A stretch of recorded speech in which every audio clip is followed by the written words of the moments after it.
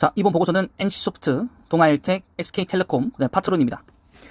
자, NC소프트는 린디 W 12개국의 매출 신규 기여로 어느 정도 실적 개선이 예상이 됐지만 기존 주력 게임들의 예상치에 크게 부진하면서 인건비 등 영업 비용도 예상치 대비 대폭 초과했습니다. 그래서 전망치에서 대폭 미달할 것으로 보이고 영업이익은 무려 34%나 미달할 것으로 있기 때문에 굉장히 좀 암울한 상황이지 않나 싶고요.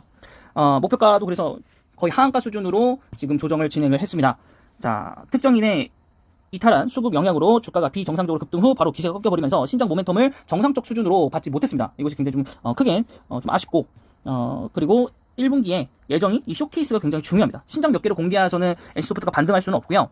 P2E 게임이라든가 NFT 게임에 대한 어떠한 모멘텀이 좀 나와야 그래서 주가를 좀 반등시킬 수 있는 그런 이제 방법이 아닐까 싶습니다.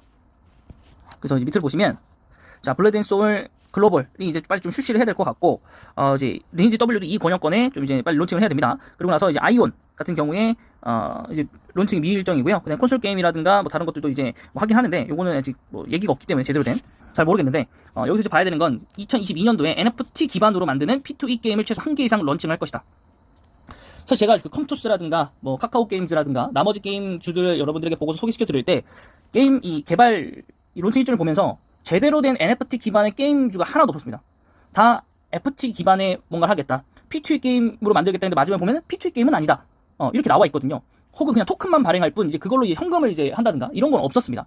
그렇기 때문에 여러분들 좀 헷갈리실 수 있는데 그렇다면 오히려 이제는 NC소프트에 대한 매력도가 올라갈 수 있지 않을까? 물론 이 쇼케이스에서 우리는 NFT 게임 만들어요 라는 얘기가 나와야 됩니다. NFT 게임을 만들어야 하는 얘기가 나와야 됩니다. 그게 나오지 않는다면 사실 오히려 상황은 제일 안 좋아지는 것이 NC소프트일 거라고 저는 봅니다. 그래서 이 부분에 대한 게 제일 중요할 것 같고요. 그래서 여기도 나오지만 P2E 게임일 경우 NFT가 기반일지 FT가 할지 또 게임의 특성에 따라 바뀔지 게임 토큰을 만약에 발행을 한다면 기존 걸 발행을 할 것인지 아니면 다른 걸 이제 발행할 것인지 이런 것들 그리고 그 발행을 한다고 하면 또 그걸 어디서 사용할 수 있는지 이런 것들에 대한 구체적인 이제 방안들이 좀 나와야겠다라고 하는 게 이제 NC소프트에 대한 얘기입니다. 그래서 1분기 이제 뭐 컨퍼런스 콜이겠죠. 쇼케이스가 언제 열릴지 모르겠지만 그 열릴 때 여러분들 좀 잘 확인을 좀 한번 해야겠다라는 거 설명해 드리도록 하고요. 그다음 동아일텍입니다. 동아일텍 쉽게 말씀드리면 잘 몰랐는데 한번 보면 좀 유심히 좀 봐야 되더라고요. 자, 지난해 말에 두 차례 걸쳐서 공급 계약을 했습니다. 애플과 함께. 자, 2022년도에는 애플 아이폰, 그다음에 워치, 그다음에 모바일 기기, 아이패드 등에도 OLED가 채택이 될 예정이고, 그다음에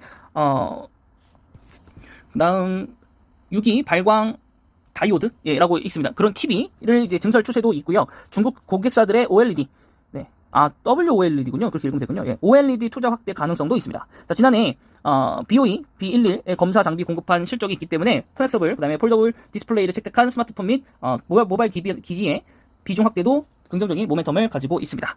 자, 메타버스로 도래하는 것인데 현재 시장이 2022년도에 XR 기기가 출시될 예정이고요. 자회사 써닉 시스템을 가지고 있는 게 동아일텍이라고 합니다. 전혀 연관성이 없어 보이는데 이 써닉 시스템 메타버스 부각이 됐을 때 굉장히 센세이션하게 주가가 상승했었던 그런 주식 중에 하나인데 그걸 보유하고 있는 회사가 동아일텍이라고 합니다. 자, 세계 최초로 마이크로 OLED 장비를 개발을 하여서 중국 BOE에 양산용 마이크로 OLED 장비를 공급한 바 있습니다. 그래서 긍정적인 모멘텀을 가지고 있다라고 보시면 될 것 같습니다.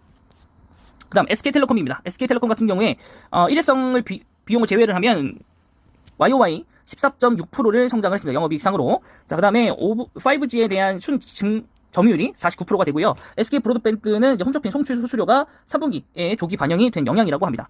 자, 그래서 22년도에 배당 수익률은 거의 7%에 가까운 수준이고요. 성장 동력으로는 구독, 그 다음에 메타버스, 그 다음에 AI, 그 다음에 UAM에 대해서 어느 정도 성과가 나와야 될 것 같습니다. 자, 22년도에 5G 가입 비중이 50% 넘어서면서 실질적으로 본 실적에 기여를 할 것 같고 마케팅 경쟁 완화와 그 다음에 캐펙스 감소, 그 다음에 무선 통신 사업의 우호적인 환경이 조성이 되고 있습니다. 자, 그래서 목표 주가는 78,000원 정도 보시면 될 것 같습니다. 다음은 마지막 파트론입니다. 아마 파트론은 주가가 많이 올랐을 텐데 보시면 매출액이 YOY 대비 QOQ 대비 무조건 다 떨어졌고요. 영업이익은 오히려 반등을 했습니다. 성장을 이뤄냈고요. 자, 컨센서스 영업상으로 상회를 할 예정이고요. 고객사의 MS 확대 가 있습니다. 그래서 삼성전자와 애플이 선전을 하고 있고요. 또 출하량이 거의 3억대 근처로 다시 회복할 조짐을 보이고 있어서 굉장히 좋은 상황이고 그 다음에 OIS 채용도 확대할 예정입니다. 그래서 ASP 효과가 있고요. 저가 모델에 대한 고화소 카메라 채용이 있고 손떨림 보정 기능도 침투 확대가 될 예정입니다. 전장 카메라와 차량용 LED 모듈도 생산 중이고요. 그 다음에 국내차 업체의 주된 고객사입니다. 메이저 전기차 업체향 공급도 진행 중입니다. 그래서 매년 2배 이상의 성장이 가능하다라고 되어 있습니다. 그렇기 때문에 지금 비단 주가가 올랐더라도 나쁘지는 않은 선택지가 될 것 같다라는 생각을 가지고 있습니다. 그래서 차트 보시겠습니다. 자, NC소프트 이제 1번 보시면 와, 굉장히 이 개미가 또 오스틴 플란트라는 직원이라는 그 소문도 있기는 한데요. 네, 그래서 그 이후에 이제 경고받고 빠진 다음에 또 들어올렸지만은 네, 실적 모멘텀도 없고 뭐 주가 이제 다른 모멘텀이 없었기 때문에 진정세 이후에 행보를 했고 다시 한번 계단식 하락으로 연말까지 진행이 됐습니다. 계속적인 계단이죠. 그러니까 여기에서 이제 다시 지지해서 올라가려면 1월에 쇼케이스에서 어떠한 것들을 할 수 있는가를 이제 확인은 좀 해봐야 될 것 같습니다. 자, 주봉상으로 보셔도 이때 실적에 대한 것들 빠진 이후로 다시 한번 저점에 다가왔기 때문에 매수할 만한 가격대이지 않나 싶고, 이것이 거의 지금 2년 만에 주가가 다시 되돌아왔습니다. 20년도에 50만원 근처였다가 60만원 근처였다가 네, 그러면 거의 연초 시작이겠죠. 이게 시작에서 올라와서 100만원 2배 찍고 100% 성장 이끌어내고 지금 다시 한번 반토막이 나고 있습니다. 네. 좀 아쉬운 부분 중에 하나이고, 이렇게 되면 주식을 누가 투자하겠습니까? 그 게임주도 좀 무섭기도 하고. 자, 그 다음에 이게 다시 한번 좌밑으로 하락을 할지 다시 한번 반등세 이끌어낼지 그 부분이 기초가 좀 주목이 되고 있습니다. 그래서 13조 되는 이제 코스피 29위 회사이고요. 액면가 500원이고 외국인 소진율은 43% 정도 됩니다. 자, 그래서 실적 부분들 보시면 사실 그 대형 게임주 치고 사실 그렇게 크게 그죠? 매출액이 좀 미진하죠. 네, 영업이익도 들쑥날쑥하고 당기 수익률도 마찬가지고 PR은 29배고 오히려 된다고 하면 좀 더 확 떨어졌으면 좋겠습니다. 확 떨어졌으면 좋겠고, 네, 그래서 주당 배당금도 좀 많이 되기도 하고 또 뭐 야구단도 운영 중이기 때문에 그 부분에서 손실도 좀 있는 것 같고요. 네, 그래서 다른 이제 크래프톤도 많이 떨어졌고 넷마블도 정말 많이 떨어졌고 그다음에 뭐 카카오 게임즈도 마찬가지고 뭐 펄어비스 정도만 좀 버텼었던 것 같은데 펄어비스도 최근에 많이 떨어졌었죠. 네, 그래도 그나마 잘 버티는 건 펄어비스예요. 그나마 잘 버티고 있는 건 펄어비스고, 네, 뭐 컴퓨터스도 있고 여러 가지 이제 게임주들이 많은데 어쨌든 이 메인주는 아니고 NC소프트 네, 한번 잘 보시기 바랍니다. 그 다음에 동아일텍 보도록 하겠습니다. 자, 자회사로 선익 시스템을 가지고 있는 동아일텍입니다. 자, 일봉상으로 보시면 네, 저점 대비해서 올라온 이후에 네, 큰 변화 없고요. 그렇게 크게 많이 올라간 것 같진 않고, 그 다음에 주봉상으로 봤을 때도 다시 한번 스무스하게 우상향 이제 그림을 좀 그리고 있고요. 그 다음에 월봉상으로 보시면 이제 거의 바닥이라고 볼 수 있겠죠.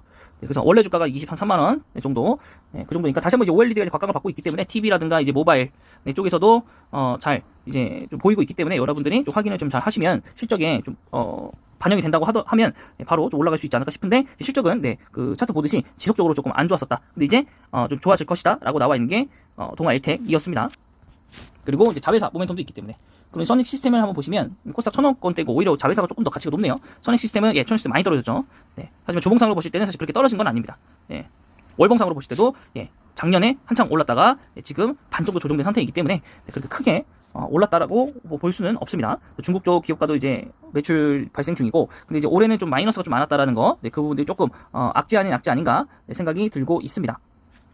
그래서 다시 한번 좀 돌아오면 여기도 보시다시피 LG 디스플레이라든가 검사 공급 장비를 하고 있기 때문에 이런 부분들에 대해서 모멘텀이 나오고 있는 겁니다. 뭐 믿을 건 이제 뭐 애플이라고 뭐 볼 수 있겠죠. 네, 다음은 SK텔레콤입니다. SK텔레콤도 제가 꾸준히 말씀드린 것 중에 하나인데 오늘 같은 경우에도 이제 SK스퀘어 같은 경우에는 이제 5% 넘게 상승을 하고 있습니다. 왜냐면 이제 LG가 끝났기 때문에 이제 SK 오늘 이제 뭐 보고서도 나온 것 같고요. 어제도 보고서가 나왔군요. 네, 현대차증권에서 보고서가 또 나왔고 그 다음에 이제 자회사들에 대한 IPO 릴레이가 좀 이어질 것이다라는 것도 오늘 이제 뉴스가 좀 나왔습니다. SK쉴더스, 원스토어, 11번가, 콘텐츠 웨이버, T모빌리티 이런 것들. 네, 그래서 제가 이것도 굉장히 좋다고 말씀드렸는데 어찌됐든 올해 이제 SK텔레콤도 마찬가지로 성장의 기회는 열려 있다. 그래서 그 AI 사피온 지금 얘기도 있었고, 그 다음에 지금 여기서 하고 있는 비석 있죠? AI 스피커, 누구 캔들 요것도 있기 때문에 또 5G가 어쨌든 이제 실질적으로 개화가 되는 시점이고 6G까지 가야 하기 때문에 아직 갈 길이 좀 멉니다. 그래서 아직 수익을 낼 수 있는 구간들은 아직 좀 많이 남아있다라고 개인적으로는 판단을 하고 있습니다. 주가상 굉장히 괜찮고요. 여기 이제 일봉상으로만 보면 될 것 같습니다. 네, 배당 수익률 거의 7%에 가깝고, 네, 그래서 12조 3천억 원 정도 되는 코스피 31위 회사이고 액면가 100원이고 외국인 보유율이 굉장히 많습니다. 왜냐? 배당이 좋기 때문에. 하지만 배당 금액으로서는 그렇게 큰 금액은 아니라고 봅니다. 그렇다고 하더라도 금액상으로는 56,000원이기 때문에 거의 이 정도의 가격대를 주는 회사는 없죠. 네, 그래서 배당 모멘텀으로서 굉장히 좋은 주식이다라고 말할 수 있겠습니다. 마지막 종목은 파트론입니다. 파트론.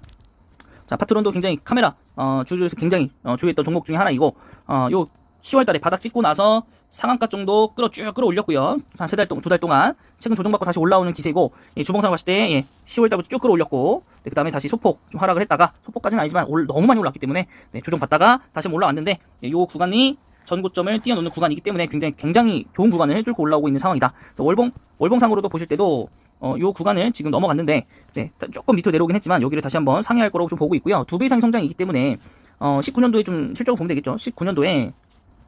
19년도가 이제 이렇게 영업이익과 매출이 나오고 있는데, 올해가 사실 요거보다 좀 좋은 상황이라고 좀 개인적으로 판단되고 있고, 거기에 이제 2022년도는 더 큰 확장이 가능하기 때문에 사상 최대 실적이 나올 거라 보고 있고, 사상 최대 실적을 안고 기대감이 있기 때문에 더 위로 올라갈 수 있지 않을까 개인적으로 생각이 좀 듭니다. 네, 그래서 뭐 1년 단위 한번 볼까요?